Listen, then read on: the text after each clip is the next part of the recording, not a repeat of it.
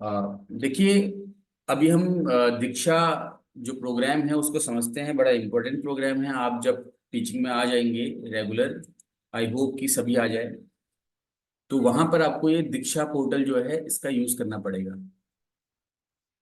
आप लोगों को जब बच्चों को पढ़ाना होता है ना, तो क्या करते हैं आप? बुक्स यूज करते हैं, करते हो नहीं करते हो? बोलिए। जी जी सर। सर। कोई आपने जी से सर। नहीं सर, मैं तो बिल्कुल वेद कंठस्थ कर रखे मैंने। मैं तो बहुत ज्ञानी व्यक्ति हूँ, मुझे किताब की जरूरत नहीं पड़ती। बिल्कुल होंगे आप, कोई शक नहीं है उसमें। लेकिन जिस बच्चे को आप पढ़ाने जा रहे हैं उसने क्या पढ़ना है, इसके लिए तो आपको करिकुलम समझना पड़ेगा ना। बुक चाहिए होगी आपको कि क्या टॉपिक है उसका। नहीं तो अगर सोचो कि आपके पास बुक ही नहीं है, फिर क्या करते हो आप? तो एक हमारे पास तरीका रहता है कि हम आप लोगों ने भी अगर यूज किया हो, तो मैंने तो किया है काफी यूज। तो हम क्या करते हैं, गूगल में जाकर के एनसीईआरटी टाइप करते हैं, और एनसीईआरटी की साइड में जाकर के जो बुक हमको जिस क्लास की चाहिए होती है उसको, उस चैप्टर को डाउनलोड कर लेते हैं। करते ना ऐसा? कई बार आपने किया ही होगा, कुछ ना कुछ नहीं किया, ही नहीं किया ऐसा? जी सर। जी सर। ठीक है, तो आज के समय में क्या है, दीक्षा एक पोर्टल है या फिर एक ऐप भी आप डाउनलोड कर सकते हैं। अगर मोबाइल फोन में करना चाहे तो कर ही लेना, अच्छी है। तो उस ऐप में क्लास 1 से लेकर के 12th तक के काफी सारे कोर्सेज देखने को आपको मिल जाएंगे, जो कि एनसीईआरटी द्वारा ही डेवलप किए गए हैं। और सबसे बड़ी बात यह है ना, देखो, जब एनसीईआरटी की साइट से आप बुक डाउनलोड करते हो तो उसमें कंटेंट होता है सिर्फ, और कुछ नहीं होता। लेकिन दीक्षा पोर्टल में आपको उसी कंटेंट का बहुत वैरायटी मिल जाता है। मैं एग्जांपल के लिए अगर बोलूँ, कोई पोयम है अगर आपके पास, अब उस पोयम को किस राइम में आपने बच्चों के सामने रखना है, उसका रिदम क्या, राइम सॉरी कह रहा हूँ, उसका रिदम क्या रहेगा, कैसे आप उसको बच्चों के सामने प्रेजेंट करेंगे, नहीं पता चल रहा आपको, नहीं समझ में आ रहा कि क्या टोन बनाए उसकी ना, तो दीक्षा में क्या होगा ना, आपका दीक्षा पोर्टल में उसी का ऑडियो भी होगा। आप ऑडियो में क्लिक करेंगे तो वो जो पोयम है वर्ड बाय वर्ड बढ़िया तरीके से, कोई भी लेडी या जेंट जो भी उसमें रिकॉर्डेड होगा वॉइस, उसमें आपके सामने आ जाएगा। बहुत ही बढ़िया। एक इसी तरीके से कोई चैप्टर है आपका साइंस का, उसमें क्या एक्टिविटी कर सकते हैं, तो उसके एनिमेटेड एक्टिविटीज वहां पर अवेलेबल होंगी। तो दीक्षा ये है आपका। समझ में आ रहा है? थोड़ा सा आइडिया बना आपको दीक्षा को लेकर के, दीक्षा है क्या करके? जी सर। Yes sir. तो दीक्षा कर क्या रहा है, ये नॉलेज शेयर कर रहा है। क्या कर रहा है? नॉलेज शेयर कर रहा है। अभी तो हम ये सोच रहे हैं कि हम टीचर हैं, स्कूल में बच्चों को पढ़ाने के लिए चाहिए, डेफिनेटली बच्चों को पढ़ाने के लिए ही ये हेल्पफुल है।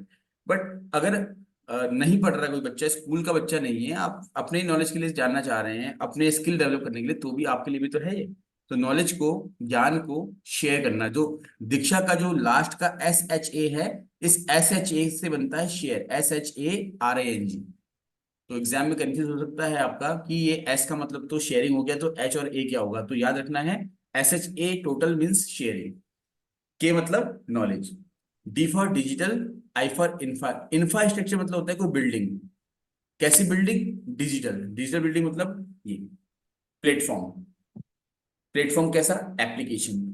तो उस एप्लीकेशन में बहुत सारी चीजें हैं, बहुत सारा इंफ्रा है, जो कि आपको पढ़ाने में या खुद के नॉलेज या फिर स्किल डेवलपमेंट में हेल्प करेगा।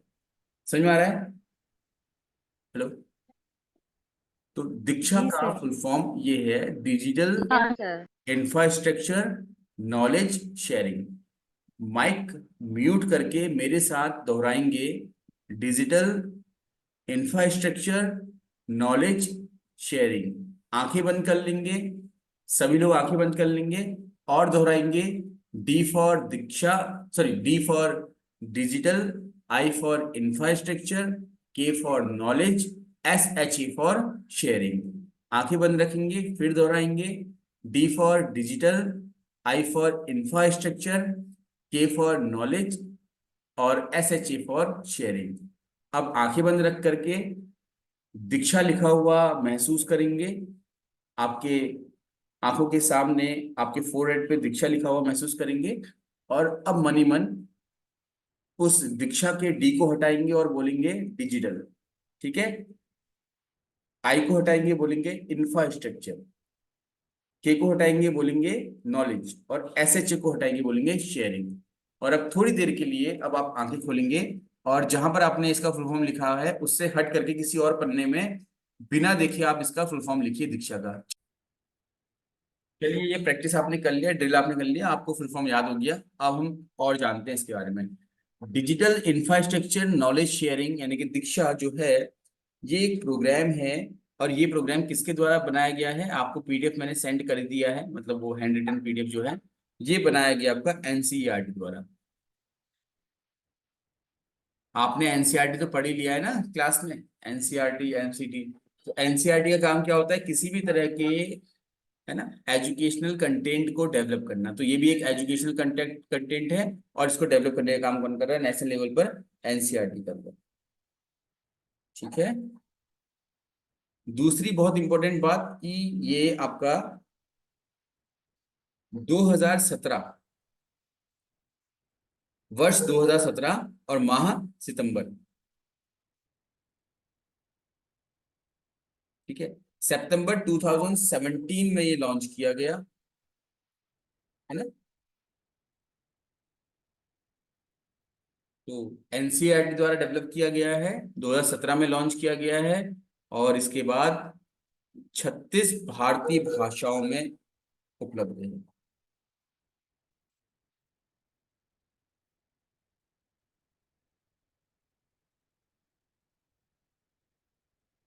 36 भारतीय भाषाओं में उपलब्ध है।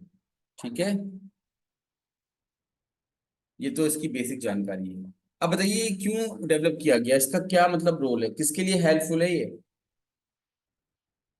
बताइए, एक कॉमन क्वेश्चन है आप लोगों के लिए कि ये दीक्षा जो ऐप है, ये एक ऐप है, हाँ, ये एपीपी लिख रहा हूँ, एक एप्लीकेशन है ये। और ये यहाँ लिखता हूँ, ये बता होगा, ए का मतलब ऐप समझोगे आप। ठीक है, ये एक ऐप है ना। किसके लिए हेल्पफुल है बताओ ये? बताओ, अभी तक डिस्कस कर लिया आपने इतना सारा, बताइए। सर विद्यार्थी शिक्षक। किसके लिए हेल्पफुल होगा ये? दीक्षा जो ऐप है किसके लिए हेल्पफुल होगा ये? सर विद्यालय सर शिक्षा के लिए। टीचर्स के लिए वेरी होगा। टीचर्स के लिए, शिक्षकों के टीचर्स लिए के लिए। हेल्पफुल है। टीचरों को हेल्प कर रहा है ना, बच्चों को पढ़ाने के लिए, अपने स्किल डेवलप करने में, और या फिर बच्चों को पढ़ाने के लिए कंटेंट देखने में।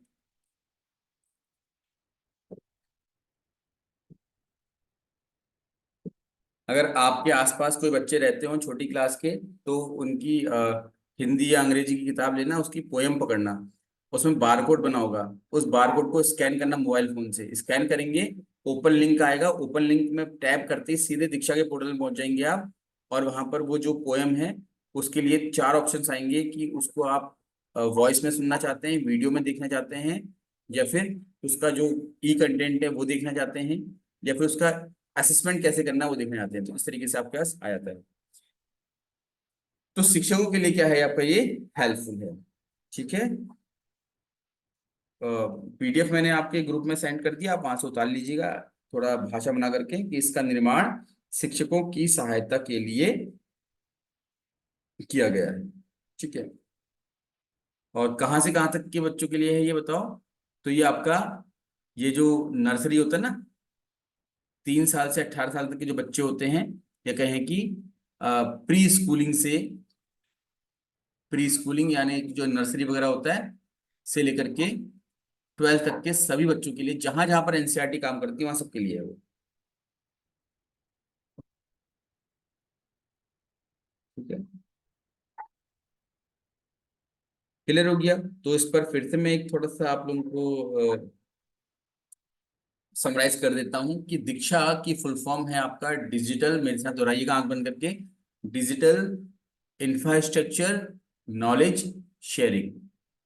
Digital infrastructure for knowledge sharing, ठीक है, ये लिखना, digital infrastructure for knowledge sharing, ये इसका फुल फॉर्म है ना। इंफ्रास्ट्रक्चर किसके लिए? नॉलेज को शेयर करने के लिए। और एनसीईआरटी द्वारा ये डेवलप किया गया है, इसको 2017 में लॉन्च किया गया, जो कि 36 भाषाओं में उपलब्ध है। और साथ ही साथ ये टीचर्स को हेल्प करने के लिए बनाया गया है। ये एक मोबाइल एप्लीकेशन के फॉर्म में भी देखा जा सकता है या उपलब्ध है। इसमें कई सारे अलग अलग तरह के रिसोर्सेज जो टीचिंग लर्निंग से रिलेटेड हैं, और इनोवेशंस इंफॉर्मेशंस आपको मिल जाएंगी। तो ये कुछ बातें थी दीक्षा के बारे में, जो कि एग्जाम के पॉइंट ऑफ व्यू से इम्पोर्टेंट है। ओके, आई होप कि क्लियर हुआ होगा आप लोग को। Yes sir. अब आते हैं हम प्रज्ञाता।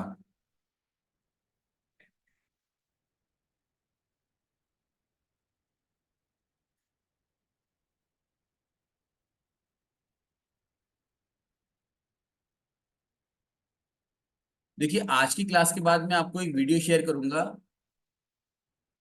राइट, जो कि मोटिवेशन और क्रिएटिविटी का होगा। आपने मोटिवेशन और क्रिएटिविटी का वीडियो देखना है आज कंप्लीट अच्छी तरीके से।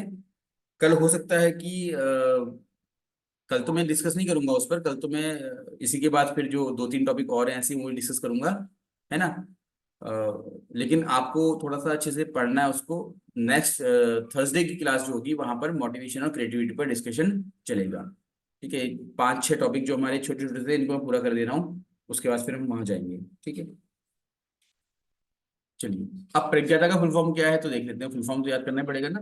पी फॉर, बोलो, प्लान। ठीक। अब देखो, एक तरीका तो याद करने का यह है कि जो हम पढ़ रहे हैं सब टीचिंग लर्निंग प्रोसेस का हिस्सा है। तो टीचिंग लर्निंग से रिलेटेड जो भी टर्मिनोलॉजीज आती हैं वही इनकी फुल फॉर्म में आएंगी, कुछ अलग नहीं आएगा। तो जब ऑप्शन भी आएगा तो आपको ये ध्यान में रखना है कि टीचिंग लर्निंग, ये जो ऑप्शन में जो नाम लिखा हुआ है किसी लेटर को लेकर के, तो वो क्या टीचिंग लर्निंग में यूज होता है नहीं होता है। अगर यूज नहीं होता तो फिर वो उसका हिस्सा नहीं हो सकता। तो इसमें पहला है आपका P for plan. Teaching learning में पी से क्या हो सकता है, प्लान हो सकता है ना। प्लान मतलब योजना। आर फॉर क्या है, रिव्यू। रिव्यू, भाई जब भी आप पढ़ाने जाते हैं तो पहले आप प्लानिंग करते हैं ना, प्लानिंग करते हैं। उसके बाद फिर क्या होता है, रिव्यू यानी कि समीक्षा। रिव्यू को हिंदी में बोलते हैं समीक्षा। आप जो कंटेंट पढ़ा रहे हैं, जिस कंटेंट के संबंध में बच्चों को क्या नॉलेज है क्या नहीं है उसकी समीक्षा करते हैं आप। ठीक है। उसके बाद क्या करते हैं आप, कंटेंट को अरेंज करते हैं। अरेंज, ये भी याद हो जाएगा आपको। अरेंज मतलब व्यवस्थित करना। ठीक। फिर जी से क्या होता है, निर्देशन या मार्गदर्शन। GUIDE, guide. ठीक है। फिर आता है वाई। वाई फॉर होता है, यहाँ पर इन्होंने यॉक लिखा हुआ है, इसका मतलब होता है अंग्रेजी में टॉक, यानी कि बोलना। वो खाली उसको बनाने के लिए इन्होंने वो शब्द यूज कर दिया, थोड़ा डिफिकल्ट।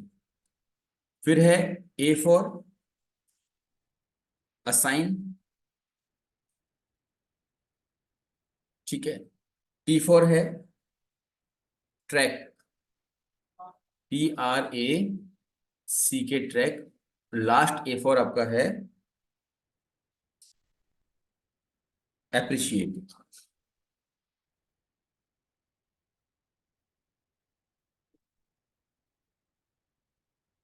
ठीक है।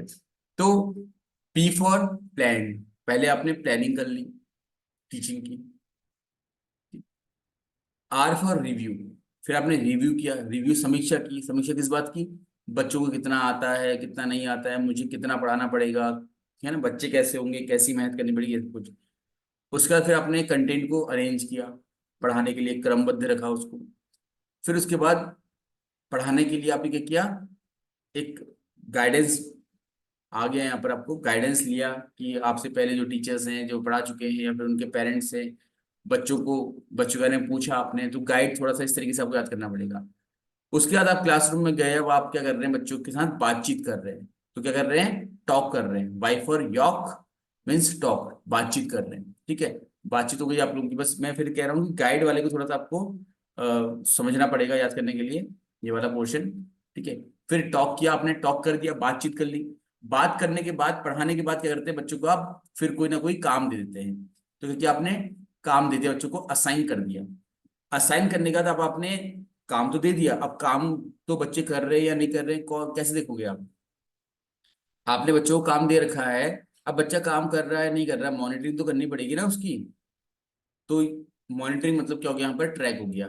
कैसे है ट्रैक, समझिए आप। जैसे आपने ऑनलाइन कोई ऑर्डर बुक कर दिया, ऑर्डर तो बुक कर दिया आपने, असाइन कर दिया, मतलब ये सामान मेरे पास आ जाना चाहिए या फलाना के पास चले जाना चाहिए। अब उस ऑर्डर को आप ट्रैक करते रहते हैं, अभी कहाँ पहुंचा, अभी कहाँ पहुंचा, पूरा पहुंच, करते हो या नहीं करते हो बताओ। जी सर। तो अब यही तो कर रहे हैं हम, बच्चे को हमने काम दे दिया, अब हम ट्रैक कर रहे हैं बच्चे ने काम कितना कर लिया, 20% कर लिया, 30% कर लिया, 50% या पूरा कर लिया। तो काम असाइन करने के बाद हम ट्रैक कर रहे हैं कि बच्चा काम कर रहा है नहीं कर रहा है, ये चीज देख रहे हैं। और अगर जब बच्चा पूरा काम कर लेता है तो उसके बाद हम बच्चे को एप्रिशिएट करते हैं, उसकी प्रशंसा करते हैं। तो इस तरीके से थोड़ा सा लॉजिकली आपने हमको ये याद करना पड़ेगा, जिसमें बीच में जो गाइड वर्ड है वो दिक्कत कर सकता है, बाकी तो आप कर लोगे। फिर से करते हैं, इसको करें शुरू। चलिए, सबसे पहले पी, पी फॉर प्लान। ठीक है, प्लान। रुको मैं नीचे की ओर लिखते हुए रिव्यू। चलूंगा ताकि आपको देखने को मिले स्क्रीन पे। तो आते हैं पी। गाइड। अब यहाँ ध्यान देना, बस लास्ट टॉपिक है, थोड़ा सा समय और दे दो, 5 मिनट का। पी फॉर क्या किया आपने? प्लान। प्लान। प्लान यानी कि अरेंज। योजना बनाई थी। ठीक है, प्रज्ञाता है ना, या था। ठीक है, फिर आर फॉर, आपने प्लान तो बनाया लेकिन प्लान सही है गलत है क्या होगा उसके लिए आपको सोचना पड़ेगा ना, तो रिव्यू किया आपने। अरेंज। गाइड। यॉक और टॉक। समीक्षा, ठीक है, हाँ बिल्कुल। फिर समीक्षा कर दिया आपने। अब समीक्षा के बाद क्या करना पड़ेगा, बताया था आपको थोड़ी देर पहले मैंने, समीक्षा के बाद आपको अरेंज करना पड़ेगा। जो कंटेंट आप पढ़ाने जा रहे हैं उसको अरेंज करेंगे, क्या पढ़ाना है, कैसे बनाना है, व्यवस्थित करना है। व्यवस्थित कर दिया, अब जी फॉर गाइड, इसको पहले याद कर लें आप। जी फॉर गाइड, ठीक है, मार्गदर्शन। ऐसे करके लॉजिक बनाइए और याद हो जाएगा आपको। ठीक है, फिर आते हैं हम वाई। भाभी इसमें पर्दा लगा दे इधर का। प्लीज प्लीज आप थोड़ा सा माइक म्यूट रखें अपने। ठीक है, तो वाई पर क्या हो जाएगा? यॉक, यानी टॉक, बातचीत। ये याद रखना, थोड़ा सा ये कंफ्यूज करता है ये। टॉक, बातचीत की बच्चों से, बातचीत की यानी कि पढ़ाया आपने। अब पढ़ाने के बाद क्या किया आपने? फिर बच्चों को काम दे दिया। काम क्या कर दिया आपने? असाइन कर दिया। काम असाइन कर दिया, अब बच्चे को काम कर रहे हैं नहीं कर रहे हैं उसको देखना भी तो पड़ेगा, क्योंकि आपने उसके लिए ट्रैकिंग की। ट्रैक, बच्चे ने कितना काम कर लिया है नहीं किया है, कितना और करना है, सब कुछ देख लें आप। फिर सब कुछ अगर हो गया है, बच्चे ने सारा काम कर लिया, तो आप करेंगे लास्ट में आप एप्रिशिएट। ठीक है, यानी प्रशंसा।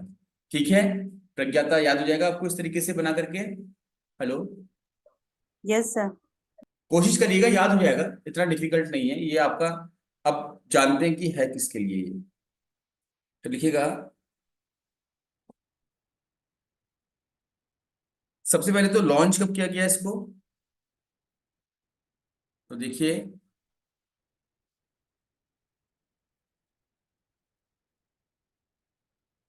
14 जुलाई को,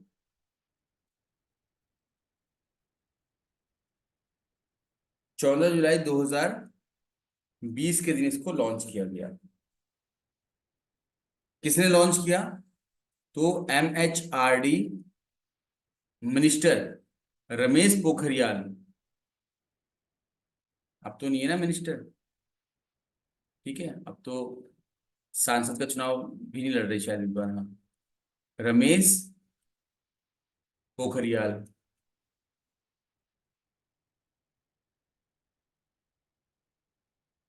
रमेश, छोड़ दिया लास्ट टाइम पे हैंग करने लग गया देखो। रमेश पोखरियाल निशंक, रमेश पोखरियाल निशंक द्वारा इसको लॉन्च किया गया। ठीक है, कब लॉन्च किया गया? 14 जुलाई 2020 के दिन। और किसके द्वारा किया गया? तो रमेश पोखरियाल निशंक। एक और चीज है, इसमें कुल कितनी क्रियाएं हैं? तो कितनी क्रियाएं बताओ, गिनो जरा। प्रज्ञाता में कितने लेटर्स हैं, जितने लेटर उतनी क्रियाएं, गिनेंगे हम। तो देखिए 1 2 3 4 5 6 7 8, तो कितनी क्रियाएं हैं? 8। कितने लेटर हैं? 8। ठीक है, 8 क्रियाएं। PDF भेज ही दिया है आप लोगों के ग्रुप में मैंने, उसी से उतार लेना आप, जितना उसमें लिखवा रखा है वो काफी है अपने आप में। 8 क्रियाएं हैं, ठीक है, 8 क्रियाएं हैं। और किसके लिए है? तो ये डिजिटल संचार के लिए, यानी डिजिटल कम्युनिकेशन के लिए ये बनाया गया है।